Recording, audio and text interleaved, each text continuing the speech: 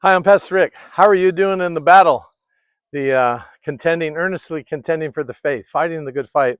We're in Ephesians chapter 6 right now. The Apostle Paul is chained to a Roman soldier, and he's using the imagery of the spiritual warfare that we're in and our armament, what we have. So last week we talked about standing and withstanding and continuing to stand in this battle.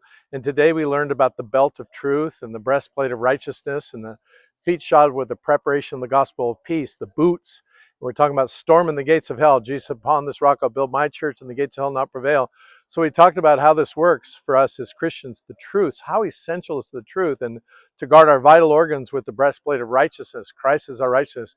And then the boots, going, the Great Commission, go and make disciples of all nations. So just a blessing with the body of believers in Bremerton to collectively be in, in the war, in the battle, not AWOL. In Jesus' name, amen.